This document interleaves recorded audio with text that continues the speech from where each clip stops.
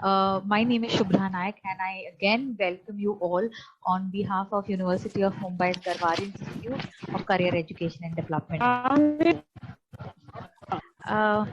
We have our first speaker here. हमारे पहले speaker हमारे साथ है और मैं कुछ शब्द उनके बारे में कहना चाहूंगी। मिस्टर सर्वोत्तम रेगे जो एक सर्टिफाइड मैनेजमेंट अकाउंटेंट है यूएसए से और उन्होंने hello, if you could please keep yourself muted. वो फेलो मेंबर है कई इंस्टीट्यूट्स जो फाइनेंस एंड अकाउंटेंसी के बेस पे हैं, के मेंबर है और इंस्टीट्यूट ऑफ डायरेक्टर्स के भी मेंबर है। उनके पास 22 साल प्लस का वर्क एक्सपीरियंस है फाइनेंस कॉस्ट डिपार्टमेंट में। कई सीनियर लेवल की पोजीशन उन्होंने होल्ड किया है, जैसे L&T, Mahindra and Mahindra, Johnson and Johnson, Bayer, Pfizer. से बात करने वाला हूं कि फाइनेंस में करियर ऑप्शंस क्या क्या हैं आपके पास। तो बिना वक्त गवाए मैं सीधा अपने पॉइंट पे आ जाता हूं। आपको अगर फाइनेंस में अगर करियर करना है, ग्रेजुएशन करना है, तो आपके पास काफी सारे ऑप्शंस अवेलेबल हैं, जिसमें से एक ऑप्शन है बैचलर ऑफ मैनेजमेंट स्टडीज, जिसे हम शॉर्ट फॉर्म में BMS कहते हैं, bachelor of accounting and finance जिसको हम लोग BAP कहते हैं, और बैचलर ऑफ बैंकिंग जिसको हम लोग BBI भी कहते हैं। ये सारे कोर्सेज जो हैं वो 3 साल की अवधि है इसकी, और इनमें 6 सेमेस्टर्स का शामिल किए हुए हैं, और इनका एग्जामिनेशन पैटर्न 75-25 रहता है, यानी कि 75 मार्क की आपकी एग्जाम होगी और 25 मार्क आपको इंटरनल एग्जाम्स में दिए जाएंगे। इन सभी में जैसे BMS के बारे में अगर आप सोचेंगे तो BMS में financial accounting, mathematics, foundation course, economics, management, marketing, फिर management accounting, equity markets, ethics, investment analysis, strategic financial management, इस तरह के कोर्सेज इसमें इस तरह के सब्जेक्ट्स इसमें शामिल किए गए हैं। जब आप अकाउंटिंग और फाइनेंस में आओगे तो अकाउंटिंग और फाइनेंस में जो भी सब्जेक्ट्स हैं वो सारे अकाउंट्स और फाइनेंस रिलेटेड है। BMS जो कोर्स है उसके अंदर जो भी कोर्सेज बताए गए हैं, उसके अंदर जो भी सब्जेक्ट्स हैं वो सारे ज्यादातर सब्जेक्ट्स मैनेजमेंट रिलेटेड है और थोड़े बहुत फाइनेंस के रिलेटेड भी, फाइनेंस के फील्ड में भी हैं। जब आप अकाउंटिंग और फाइनेंस BAF के बारे में बात करते हो, उसके अंदर जो सब्जेक्ट्स दिए हुए हैं वो सारे सब्जेक्ट अकाउंट्स और फाइनेंस से ताल्लुकात रखते हैं। इनमें इनकम टैक्स भी कवर किया जाता है, इसके अंदर इकोनॉमिक्स भी है, इसके अंदर लॉ भी कवर किया जाता है। तीसरा जो कोर्स है BCom with banking and insurance, जिसके अंदर फाइनेंशियल अकाउंटिंग, मैथमेटिक्स, सारे बैंकिंग और इंश्योरेंस। तो अगर बैंक या इंश्योरेंस कंपनी में अगर आपको जॉब करनी है तो उसके लिए आपको ये कोर्स ज्यादा अच्छे तरह से आपकी मदद करेगा। और इनके जो सारे सब्जेक्ट्स है वो बैंकिंग और इंश्योरेंस को मद्देनजर रखते हुए बनाए गए हैं। इन 3 कोर्स के बाद और एक कोर्स के बारे में मैं बात करना चाहूंगा, जिसके लिए मैं आपको कुछ सवाल पूछ सकता हूँ। उन सवाल के जवाब हो सकता है, जिस तरह से आपका क्राउड है यहाँ पे, 100 के आसपास लोग यहाँ पे हैं, इतने लोगों से एक साथ बात करना तो मुश्किल होगा। तो ये सवाल मैं आपके बिना पे अपने आप को पूछता हूँ और इनके जवाब मैं ही खुद आपको दे देता हूँ। बताओ। आपको पढ़ाई करनी है आगे, आपको क्यों आगे पढ़ाई करनी है? क्योंकि आपको ज्यादा नॉलेज लेना है, आपको नॉलेज चाहिए, इसलिए आपको पढ़ाई करनी है। अरे घरचे पार्टनर म्हणून शिकतोय। आपको पढ़ाई क्यों करनी है? बिकॉज आपको नॉलेज एक्वायर करना है, आपको नॉलेज चाहिए, आपको सक्सेसफुल होना है लाइफ में, बहुत सारे पैसे कमाने हैं, आपको अच्छी पोजीशन पे काम करना है, आपको अच्छी पोजीशन पे जाना है, आपको अपने पेरेंट्स को संभालना है, आपके बच्चों को संभालना है, आपके दवाइयों का खर्चा उठाना है, आपके दिन भर के खर्चे हैं वो निकालने हैं, शायद नया घर खरीदना है, नई गाड़ी खरीदनी है। ये सब इच्छाएं, अपेक्षाएं जो आपको अपने आप से है वो पूरी करने के लिए आपको पढ़ाई करनी चाहिए। और आपको पैसे भी अच्छी तरह से कानूनन तरीके से पैसे कमाना भी काफी जरूरी है और मायने रखता है इसमें। इसके लिए आपको बहुत सारा पैसा चाहिए, और बहुत सारा पैसा चाहने के लिए आपको बहुत सारी पढ़ाई भी करनी पड़ेगी, और बहुत सारी पढ़ाई करने के बाद आपको अच्छी से अच्छी जॉब मिलने के लिए आपको मेहनत करनी पड़ेगी। सो काफी सारे कोर्सेज ऐसे हैं जो आप ग्रेजुएशन के बाद कर सकते हो, जैसे चार्टर्ड अकाउंटेंसी का कोर्स है, कॉस्ट अकाउंटेंसी का कोर्स है, सेक्रेटरी का कोर्स है, यानी और MBA भी लोग करते हैं काफी सारे। तो ये सारे कोर्स आप ग्रेजुएशन के बाद कर सकते हैं। लेकिन ग्रेजुएशन के पहले अगर आपको कोई ऐसा कोर्स करना है जो कोर्स करने के बाद आपको अच्छी तरह से जॉब मिल सकती है, या आप खुद का बिजनेस स्टार्ट करके भी आप पैसे कमा सकते हैं, तो वो कोर्स है BFM। इसके लिए मैं कुछ आपको एग्जांपल्स देना चाहूंगा। यहाँ पे मैंने कुछ इन्वेस्टमेंट ऑप्शंस यहाँ पे मैंने बताए हुए हैं। जो फिक्स डिपॉजिट है, जो अगर आप किसी बैंक में फिक्स डिपॉजिट अगर आपने 10,000 रुपए का रखा होता 2010 में, तो आपको उसके 17,704 रुपए मिलते थे, जिसका आपको रिटर्न होता था लगभग 6% के आसपास। अगर आपने कोई रेसिडेंशियल फ्लैट अगर मुंबई जैसी जगह में लिया होता या दिल्ली जैसे जगह में लिया होता, तो उसके लिए आपको 2010 में देने पड़ते थे 80 लाख, जिसकी आज की वैल्यू हो सकती थी 1 करोड़ से थोड़ी ज्यादा। तो आपका रिटर्न आता था 3% के आसपास। अगर किसी म्यूचुअल फंड में, जिसमें आप आजकल शेयर मार्केट म्यूचुअल फंड सही है, काफी सारे एड्स आप देखते हैं, तो वो उस म्यूचुअल फंड में अगर आपने 10,000 रुपए डाले होते तो लगभग आपको 17,767 रुपए, यानी कि 6% के आसपास का आपको उस पर रिटर्न मिल सकता था। और अगर आपने रिलायंस इंडस्ट्रीज जैसे कंपनी में के इक्विटी शेयर में अगर आपने पैसे डाले होते, तो आपके 10,000 के रुपए जो 2010 में डाले थे, उसकी वैल्यू 25,000 के आसपास होती थी, जो आपको 10% के आसपास रिटर्न देता था।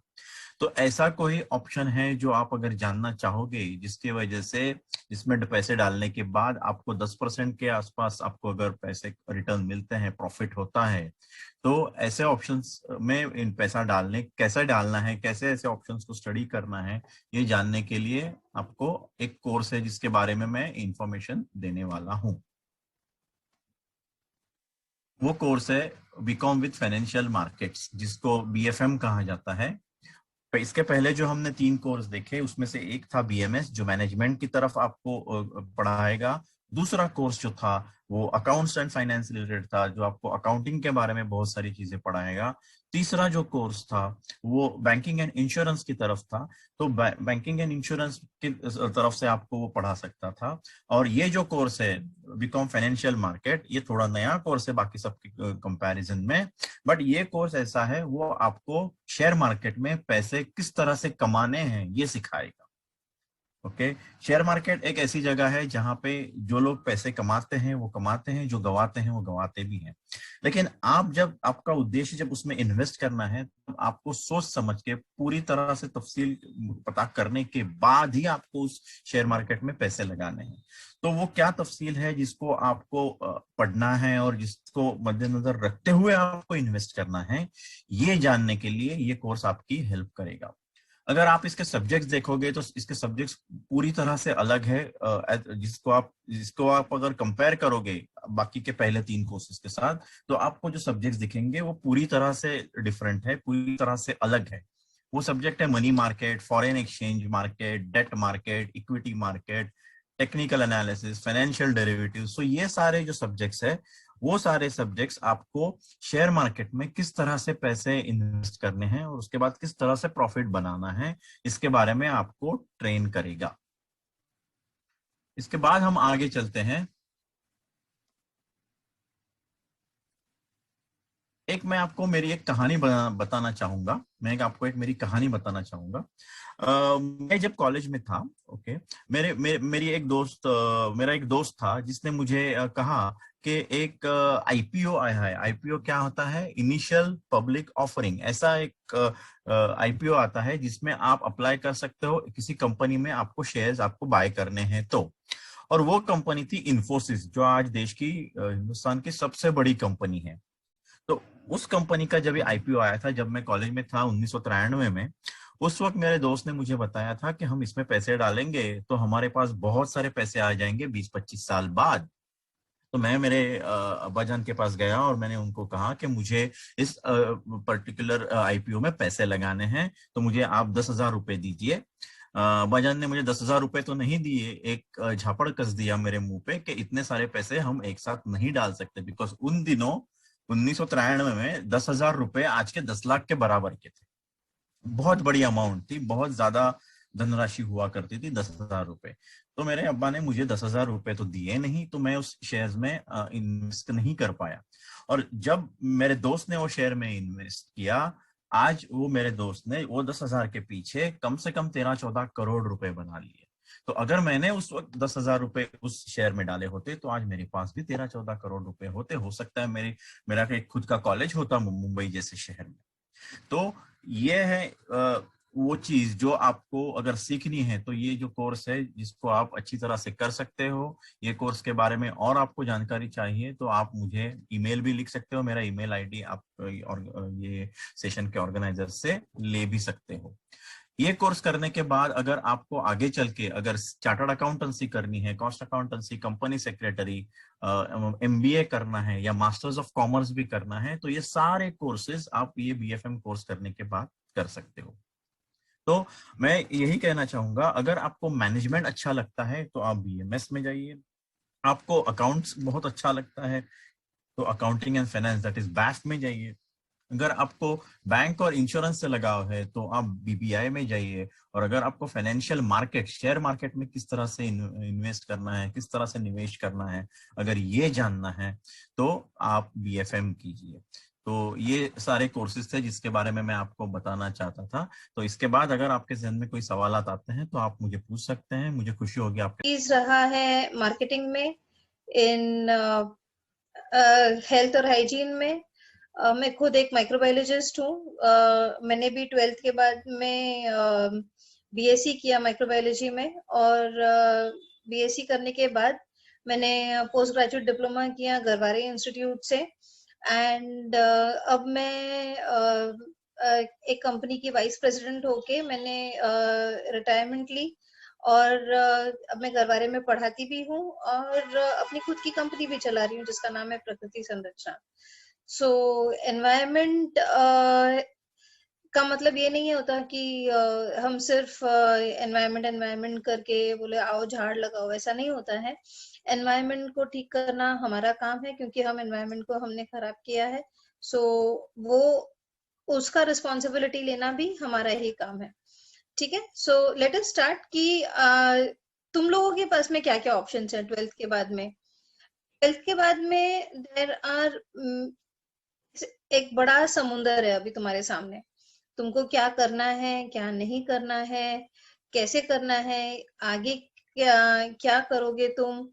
यू विल हैव टू सब समझ के, इट इज अभी एक अच्छा अपॉर्चुनिटी मिल रहा है तुम्हें, तो अभी समझ के ले लो कि तुम्हें क्या करने की जरूरत है। तो एक होता है मेडिकल और एक होता है नॉन मेडिकल। ओके, तो नॉन मेडिकल में अगर जाना चाहे, अगर तुम लोगों को नॉन मेडिकल करना है तो इंजीनियरिंग एक ऑप्शन है। इंजीनियरिंग अगर किया तो इंजीनियरिंग करके आप ऑफ कोर्स देयर आर, फिर तो 1000 फील्ड्स खुलती हैं। इंजीनियरिंग कर लो, रोबोटिक्स कर लो, मेकाट्रॉनिक्स कर लो। मेकाट्रॉनिक्स करके तुमने रोबोट्स बनाए, रोबोट्स बना सकते हो, एरोस्पेस इंजीनियरिंग कर सकते हो, ऑटोमोबाइल इंजीनियरिंग कर सकते हो, thousands of other things. So engineering is a separate aspect altogether. Then comes कि इंजीनियरिंग के अंदर ही तुम्हारे पास में सिविल इंजीनियरिंग होती है, केमिकल इंजीनियरिंग होती है। केमिकल इंजीनियरिंग करके उसमें भी एनवायरमेंट की फील्ड में लोग आते हैं जो ऐसे प्रोडक्ट्स बनाते हैं जो एनवायरमेंटली फ्रेंडली हो। आज का सबसे हिटिंग प्रोडक्ट अगर एनवायरमेंट फ्रेंडली हम बोले तो रिसेंट में आप सबने सुना होगा इलेक्ट्रिक कार्स अब नहीं आ रहे हैं। तो इलेक्ट्रिक कार्स जो आ रहे हैं, इलेक्ट्रिक कार्स इज ऑल्सो एक इन्वेंशन है इंजीनियरिंग का। तो how you take electric cars को तुम कैसे इंजीनियर करते हो, तुम्हारे एरिया में कैसे लेके जाते हो, क्या वो तुम्हारे एरिया के लिए सूटेबल है या नहीं है। या जैसे हम लोगों का इन्वेंशन है बिना इलेक्ट्रिसिटी का कंपोस्ट मशीन, तो क्या तुम ऐसा कुछ इन्वेंशन कर सकते हो। So if you want to invent, अगर तुम्हें इन्वेंट करना है या अपनी तरफ से ध्यान देके कि कुछ नया बनाना है, तो इंजीनियरिंग इज वेरी गुड। फिर आता है जियो स्पेशियल मैपिंग। जियो स्पेशियल मैपिंग किस चीज में यूज होता है? जियो स्पेशियल मैपिंग यूज होता है in suppose you want to know कि वहां पे ऑयल है या नहीं है। एक तो वो ऑयल हुआ। दूसरा होता है कि अगर हमको कोई रोड एक तरफ से बनानी है, तो रोड बनाने के लिए वेदर हम इट इज सूटेबल, वो एरिया सूटेबल है या नहीं है। तो जरूरी थोड़ी है कि हम बार बार उधर जाकर कुछ कर सकें, तो हमको रिमोट ही करना पड़ेगा। पानी, रोड ये तो छोड़ दो, पानी भी अगर चाहिए, इफ यू वांट टू सी कि वहां पे कहीं पे पानी है या नहीं है, उसके लिए भी आजकल लोग जियो स्पेशल मैपिंग करते हैं। कहीं पे नदी बह रही है, नदी बहते बहते अगर हमको वहां पे डैम बनाना है, लेकिन डैम बनाने के लिए हम 4-5 चीजें अलग अलग करने की कोशिश करते हैं कि कौन सा एरिया है, तो उसका सिविल इंजीनियरिंग में या इवन इन एनवायरमेंट, उसको हम लोग एनवायरमेंट इम्पैक्ट एनालिसिस बोलते हैं कि आसपास के गांव तो नहीं डूबेंगे अगर वहां पे डैम बना दिया, या डैम कभी ओवरफ्लो हुआ तो वहां पे कभी कुछ होगा या नहीं होगा। तो उसका सारा जो एनालिसिस करना है बिफोर, इसके पहले कि हम करोड़ों रुपए वो डैम बनाने में लगा दें, क्या हम वो सही तरीके से बनाने वाले हैं या नहीं बनाने वाले हैं, कितना पानी बचेगा, कितना पानी नहीं बचेगा, क्या हमें उस जगह पे रेन वाटर हार्वेस्टिंग करके हम एक गांव को सेल्फ सफिशिएंट बना सकते हैं या नहीं बना सकते हैं। सो ये सारी चीजें हम लोगों को देखना बहुत इजी हो जाता है जियो स्पेशल मैपिंग में। देन कम्स डेटा एनालिटिक्स, कि अगर हम डेटा एनालिटिक्स करते हैं तो डेटा एनालिसिस मतलब क्या? डेटा एनालिसिस मतलब आजकल तुमने सुना होगा कि हर चीज बहुत सिंपल की जाती है, ये बोल के कि मैं तुम्हें उसका डेटा दे दूंगा, तुम्हारा डेटा चोरी हो रहा है, डेटा चोरी हो रहा है तो क्या करना है, क्या नहीं करना है। तो डेटा एनालिटिक्स में तुम एग्जैक्टली क्या कर रहे हो, किसके पास कितना पैसा है, वेदर ये तुम्हारा कस्टमर है या नहीं है। अगर ये तुम्हारा कस्टमर है तो वो तुमको कितने पैसे देगा या कितना तुम्हारा टर्नओवर करेगा, या तुम्हारा टर्नओवर अगर इतना हो रहा है तो इस टर्नओवर को बढ़ाने के लिए तुमको तुम्हारा कौन सा प्रोडक्ट अच्छा चल रहा है, नहीं चल रहा है। सो एनालिटिक्स मतलब यू ब्रेक डाउन, तुम सब कुछ एक चीज को ब्रेक डाउन करोगे और ब्रेक डाउन करके तुम आगे का काम उसको इस तरीके से प्रोजेक्ट करो या एनालाइज करो ताकि तुमको नंबर्स के अंदर समझ में आएगा कि हाँ ये नंबर्स अगर हम ऐसे अचीव करते हैं तो हमको इतना इतना रेवेन्यू मिलेगा। देन आता है, उसी के साथ में आता है piping engineers, hydraulic engineers, welders, underwater welders, ये सारे के सारे करियर्स हैं which are in the non medical field. Underwater welders मतलब कैसे होते हैं कि जो शिप के ऊपर जाते हैं, ये ईच जो मैं हर एक बात कर रही हूँ उस हर एक चीज के लिए आपके पास में एक स्पेसिफिक कोर्स होता है। शुभ्रा, आई थिंक आप सबका वीडियो भी ये कर दो, Yes, you can shut the video also. yes, I will do that. Thank you so much. Yes, So piping engineers हुआ, तुम्हारा ME10 के ड्राइंग वाले हुए, या ऑटो कैड हुआ, ये कुछ भी इंजीनियरिंग अगर करना है तो उसके साथ में एक सही ड्राइंग होना चाहिए। अगर ड्राइंग उसके साथ में है तो ड्राइंग के साथ में तुम्हारे पास में correct drawing, correct fixtures, correct analysis, load analysis, ये सब कुछ होता है व्हेन इट कम्स। इंजीनियर सिर्फ एक इंजीनियर का काम कर सकता है, लेकिन उसको सपोर्ट ये सारे लोग देते हैं। आपका पाइपिंग इंजीनियर्स होते हैं, थर्मल इंजीनियर्स होते हैं, इलेक्ट्रिशियंस होते हैं। इलेक्ट्रिशियंस के साथ में you also have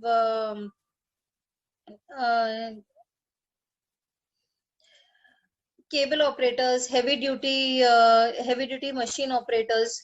Yes, all these people are associated with just the engineering activity. हाँ, बीच में मेरा जरा इंग्लिश भी आ जाता है, बट आई होप आप लोगों को सबको समझ में आ रहा है कि मैं क्या बोल रही हूँ। अगर आप लोगों ने साइंस लिया है तो इतना बेसिक इंग्लिश आना आपको जरूरी रहेगा भी। ओके, अब मैं चलती हूँ मेडिकल फील्ड की तरफ। सो इन मेडिकल फील्ड हमें पता है डॉक्टर्स हैं और इंजीनियर्स हैं, आर्किटेक्चर्स हैं, कंप्यूटर एप्लीकेशंस है, रोबोटिक्स है। नाउ डॉक्टर्स में डॉक्टर्स, तुम डॉक्टर बन गए तो ठीक है, very good, then you have further specialisations. Engineer बन गए तो बायोमेडिकल इंजीनियर बन गए, बायोमेडिकल इंजीनियर करके तुमने बायोमेडिकल इंजीनियरिंग में यू विल डिजाइन सिस्टम्स। यहाँ पे biomedical engineering is a field which is a मतलब कॉम्बिनेशन ऑफ मेडिसिन और इंजीनियरिंग। मेडिसिन और इंजीनियरिंग का कॉम्बिनेशन का ये मतलब है कि जो बायोमेडिकल इंजीनियर्स होते हैं वो दोनों चीजों को कंबाइन करते हैं। उनको ह्यूमन बॉडी का भी सिस्टम समझना पड़ता है और उनको इंजीनियरिंग का भी सारा नॉलेज होना चाहिए। ओनली देन वो लोग ऐसा एक मशीन बना पाएंगे या उस मशीन में कोई वैल्यू ऐड कर पाएंगे जिससे तुम्हारा एमआरआई अच्छे से निकलेगा, या तुम्हारा सीटी स्कैन अच्छे से निकलेगा, या सीटी गाइडेड बायोप्सी जो होता है वो अच्छे से होगा, सीटी गाइडेड एफएनएसी जो होता है वो अच्छे से होगा। So these are various options which are available in an engineering plus medicine ka field where you have a biomedical engineer. Okay, then comes your architecture. मतलब ये मेडिसिन हो गया, मेडिसिन होके इंजीनियरिंग हो गया, इंजीनियर होके आर्किटेक्चर का एक दूसरा फील्ड है। आर्किटेक्चर को कौन कौन सपोर्ट करता है? आर्किटेक्चर को सपोर्ट करने वाला पब्लिक है तुम्हारा इंटीरियर डिजाइनर्स। इंटीरियर डिजाइनर्स होते हैं, उसमें भी there are different categories of interior designers. Interior designer के अंदर वो there are two options. One is कि एक होता है कि वो सिर्फ इंटीरियर्स इस तरीके से डिजाइन करेगा कि तुम्हारा स्पेस यूटिलाइजेशन अच्छे से हो। दूसरा होता है जो एस्थेटिकली वो तुम्हारा सब प्रेजेंट करता है, इंक्लूडिंग तुम्हारा कलर कॉम्बिनेशन वो करके देंगे, तुम्हारे अपहोल्स्ट्री मतलब तुम्हारा सब कुछ जो पर्दे हैं, कांच है, तुम्हारा आगे का लैंडस्केपिंग है। ये landscaping is also another field all together, architecture के साथ में ही जाता है वो भी। वो लैंडस्केपिंग करके देते हैं, फिशरीज करके देते हैं, तुम्हारा एक्वेरियम्स बना के देते हैं विद इन द हाउसेस और विद इन द होटल्स वगैरह, ये सब आता है उसके अंदर। So this is another big field within the architecture field. Then comes your computer applications. Computer applications तो अपने को सबको पता है कि whether it is banking हुआ या तुम्हारा banking बोलो, any kind of transactions बोलो, सॉफ्टवेयर बोलो, किसी भी चीज के लिए आज तुम सॉफ्टवेयर के ऊपर काम करते हो, वो सॉफ्टवेयर करके भी तुमको at the end of the day एक कंप्यूटर का एप्लीकेशन ही बना रहे हो तुम उसका। करेक्ट, आजकल तो ऋतिक रोशन भी ऐड देने लग गया है कि कंप्यूटर एप्लीकेशन बना दिया एक 9 साल की शरण्या ने। सो ये सारे काम होते रहते हैं। Then comes your robotics. Robotics मतलब क्या? रोबोटिक्स मतलब ये नहीं कि सिर्फ यहाँ से वहां कुछ करने के लिए लेके जाना है, या फिर रोबोटिक्स में अभी तो घर के रोबोटिक्स ने बहुत बड़ा स्टेप लिया। जब कोविड-19 हुआ था तो बहुत सारी औरतों ने जो घर के काम को आदत नहीं होती है उन लोगों को, उन्होंने झाड़ू पोछा करने के लिए एक रोबोट खरीदा। 13, 14, 15, 35, 30, 40 हजार तक के रोबोट्स मिल रहे थे। तो झाड़ू पोछा के लिए रोबोट है, तुम्हारे दीवार साफ करने के लिए रोबोट है। एक कोविड-19 में चाइना में उन लोगों ने एक रोबोट लेके मेडिसिन, फूड, सब कुछ वो रोबोट लेके जा रहा था लोगों के पास में, ताकि किसी इंसान को इन्फेक्शन ना हो। रोबोटिक्स का एप्लीकेशंस तुम्हारा माइनिंग में होता है। जहां सोचो, जहां तुमको इंसान की जिंदगी बचानी है वहां तुम रोबोटिक्स का एप्लीकेशन लेकर आ सकते हो। Another interesting field is कि जब हम कहते हैं कि मेडिसिन है, डॉक्टर्स हैं, तो मेडिसिन और डॉक्टर्स को let us look at it very simply. अगर हम लोग को कुछ लग जाती है या किसी का पैर टूट जाता है या कुछ होता है, तो उसको जो ठीक करके देता है या उसके लिए जो ये इक्विपमेंट, ये जो आपको हाथ दिख रहा है, नकली हाथ, नकली पैर या बैक को सपोर्ट दिया हुआ है, इस चीज को प्रोस्थेटिक्स कहते हैं। कई बार लोगों का हाथ कट जाता है गलती से मशीन में, या किसी का एक्सीडेंट हो जाता है, वो चल नहीं पाता है। कभी अनफॉर्चुनेटली कोई गिर जाता है जिसका स्पाइन टूट जाता है, स्लिप डिस्क हो जाता है, जिसके सपोर्ट सिस्टम से उसको खड़ा होना मुश्किल हो जाता है। तो ये सब चीजों को ठीक करने के लिए जिस फील्ड को या जिस फील्ड की स्टडी की जाती है उस फील्ड को प्रोस्थेटिक्स बोलते हैं। ओके, नाउ प्रोस्थेटिक्स हाथ पैर कमर वगैरह के तो होते ही हैं। There are something known as dental prosthetics also. Dental prosthetics मतलब क्या? डेंटल प्रोस्थेटिक्स वो होता है कि जहाँ पे तुम सब दादी लोगों के पास में जो ब्रेस होता है या डेंचर्स बोलते हैं, तो डेंचर्स बनाने के लिए एक स्पेशलाइज्ड कोर्स है। उस कोर्स का नाम डेंटल प्रोस्थेटिक्स है। ये ऐसी एक लैब होती है जिसके अंदर वो डेंटल प्रोस्थेटिक्स वाले लोग काम करते हैं। इस लैब के अंदर बैठ के काम करने वाले लोग at the end of the day पैसा बहुत है, और जो जो फील्ड्स मैं बता रही हूँ उन सब फील्ड्स में पैसा बहुत है। हम लोग एक अच्छा करियर के साथ में हम लोग चाहते हैं कि हम लोग के पास में करियर है, सेटिस्फैक्शन है, खुद के लिए सेटिस्फैक्शन है, और हम लोग कुछ अच्छा कर सकें अपने देश के लिए भी और अपने सोसाइटी के लिए भी। तब जाके ये सब कोर्सेज सामने आते हैं कि हम लोग ये सारे कोर्सेज कर सकते हैं। इसके साथ साथ में डेंटल प्रोस्थेटिक्स के साथ में डेंटल ज्वेलरी है। डेंटल ज्वेलरी एक अपकमिंग फील्ड है जहाँ पे बहुत सारे लोग ऐसा एक ज्वेलरी लगाना चाहते हैं अपने दांतों पे, और है कुछ लोग जो दांत के ऊपर ज्वेलरी लगाते हैं, तो that's another field. Then there is something which is known as brace making. जिन लोगों के दांत आगे होते हैं वो भी डेंटल प्रोस्थेटिक्स में ही आता है कि वो लोग ब्रेसेस बना के देते हैं, और वो ब्रेसेस मुंह में लगा के लोग अपने दांत ठीक करके लेते हैं। तो ये शहरों में काफी चलता है। बहुत सारे टीनेजर्स को टीथ अलाइनमेंट का इशू होता है, कभी बाइट का इशू होता है, कभी स्माइल का इशू होता है, कुछ लोगों को क्लेफ्ट लिप्स का इशू होता है। तो ये सब सिचुएशंस को संभालने के लिए डेंटिस्ट अपना काम करता है, लेकिन डेंटिस्ट के साथ में जो काम करता है, जिसको तुम देखते नहीं हो, तुम खाली डेंटिस्ट को देखते हो, जिसको तुम नहीं देखते वो होता है डेंटल प्रोस्थेटिक्स वाला। ऑप्टोमेट्री, अगेन आप आई स्पेशलिस्ट के पास जाते हो, आई स्पेशलिस्ट आपको नंबर देता है। आप चश्मे वाले के पास जाते हो, चश्मे वाला क्या करता है, चश्मा वाला बोलते हो नंबर चेक करेगा। वो नंबर जो चेक करता है चश्मे वाले के पास में, उसको ऑप्टोमेट्री बोलते हैं। ये आदमी जो नंबर चेक कर रहा है वो ऑप्टोमेट्रिस्ट है। एंड इसका भी there is a BSc course in optometry. इन डेंटल प्रोस्थेटिक्स का भी बीएससी कोर्स है। ये सब कोर्सेज 4-4 साल के, 3 साल के, 4 साल के होते हैं। इसके बाद में तुम्हें स्पेशली लाइसेंस दिया जाता है टू डू दिस एक्टिविटी। अगर तुम ये लाइसेंस नहीं लेते हो तो काम इलीगल होता है। अगर ऐसे ही जनरली हेल्पर बोल के लोग, बहुत सारे लोग सीख भी जाते हैं, लेकिन उस ऐसे सिचुएशन में तुम अपने नाम की लैब नहीं खोल सकते under FDA. Then there is speech therapy. Speech therapy is जो लोग ठीक से बोल नहीं पाते, या एक्सीडेंट में किसी की आवाज चली जाती है, या एक्सीडेंट होने अगर हो गया है and he just needs rehabilitation on the vocal cords. Shubhra, can you translate that please? Vocal cords को एक्सरसाइज करके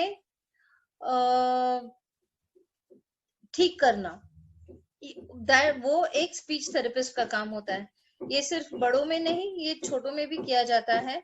और छोटों में, बच्चों में, जो बच्चे बोल नहीं पाते या जो बच्चे कुछ कर नहीं पाते हैं, उन सब लोगों के लिए ये स्पीच थेरेपिस्ट काम करते हैं। इंडिया में स्पीच थेरेपी का जो स्कोप है वो अभी भी लोग उतना रिकॉग्नाइज नहीं करते हैं, क्योंकि हर कोई अपने आप को स्पीच थेरेपिस्ट समझता है। उनको लगता है कि नहीं, ये तो बोल ही पाएंगे। वो लोग हमेशा इस चीज को निग्लेक्ट कर देते हैं, लेकिन जब जरूरत पड़ती है तो सिर्फ एक स्पीच थेरेपिस्ट ही तुम्हारी मदद कर पाता है तुम्हारी आवाज वापस दिलाने में। ऑडियोमेट्री इज अनदर लाइन जहां पे तुमको ये जो मैं दिखा रही हूँ, दिस मीन्स कि सामने वाला सिर्फ चेक कर रहा है। तुम्हारा जो डॉक्टर है, ईएनटी स्पेशलिस्ट जो है, वो तुम्हारे ईएनटी को तुम्हारा चेक तो कर लेता है, लेकिन वो चेक करने के बाद में वो तुम्हें बोलेगा कि हाँ ठीक है, तुम सुन नहीं पा रहे हो या जो भी है, तो you have to go and get a कान का मशीन। कान का मशीन लेने के लिए तुम जाओगे तो उसको तुम्हारे को एक ऑडियोमेट्री का जो वहां पे ऑडियोमेट्रिस्ट होता है वो तुमको चेक करेगा, वो तुमको हेल्प करेगा, तुमको बताएगा कि कौन सा मशीन सूटेबल है तुम्हारे लिए या नहीं सूटेबल है, एंड वो मशीन लगाने के लिए वो तुम्हारी हेल्प करता है। वो they always help you with all the kind of tuning of the machine,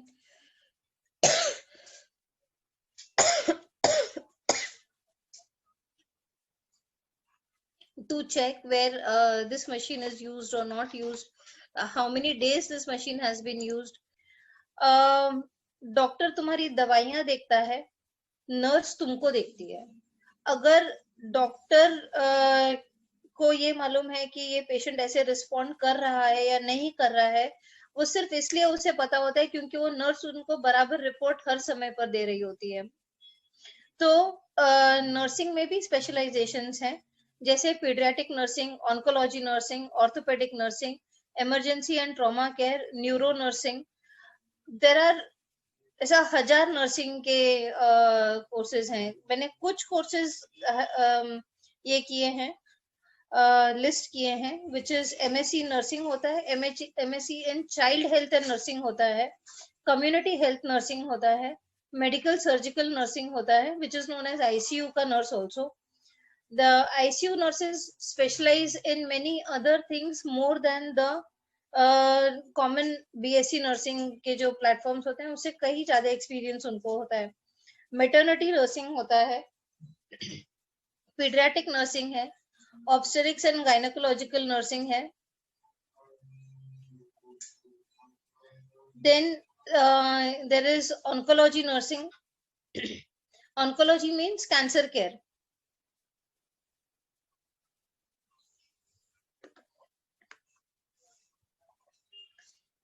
So these are various nursings जो जरूरत होती है, and ये जो यहाँ पे दिख रहा है 1.3 lakhs to 3.8 lakhs, ये फीस है, ये फीस है for these courses, and 2 years is the duration of the course.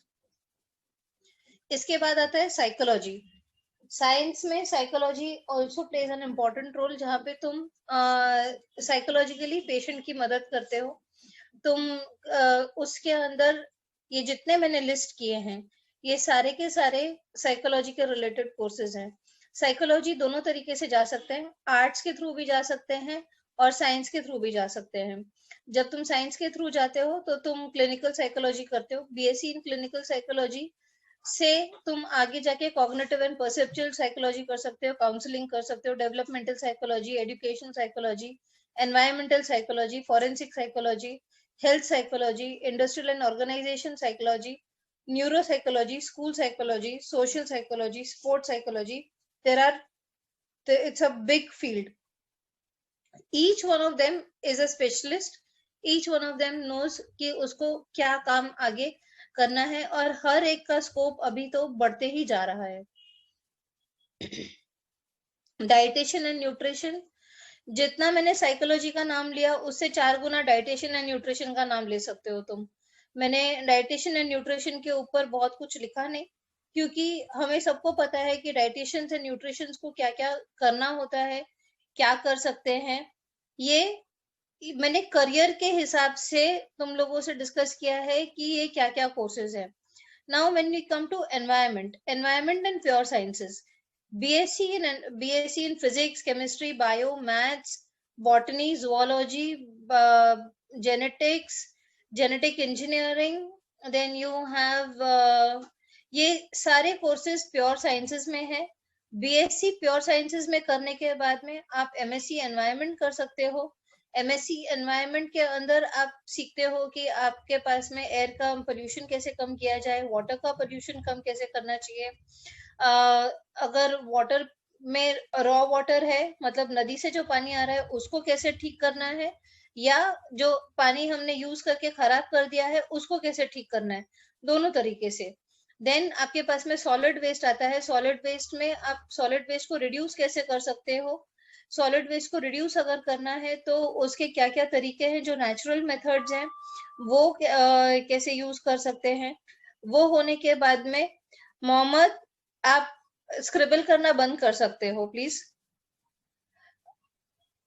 वो कोर्स होने के बाद में आप एनवायरनमेंट के अंदर एयर, वाटर, सॉलिड वेस्ट, जो हम लोग पंच महाभूत बोलते हैं, नदी, धरती, जल, आकाश और वायु, उस हर एक में आपका एनवायरनमेंट का कोर्स के अंदर एक स्पेशलाइजेशन होता है। हेल्थ एंड सेफ्टी में स्पेशलाइजेशन होता है। हेल्थ, सेफ्टी एंड एनवायरनमेंट करके एक सेपरेट पोजीशन होती है हर एक कंपनी में, ताकि आप उस कंपनी में आगे जाके उस कंपनी के, यहाँ तक कि लोग सीईओ बन जाते हैं हेल्थ, सेफ्टी एंड एनवायरनमेंट को संभालते संभालते। सो एक बहुत बड़ा फील्ड है ये।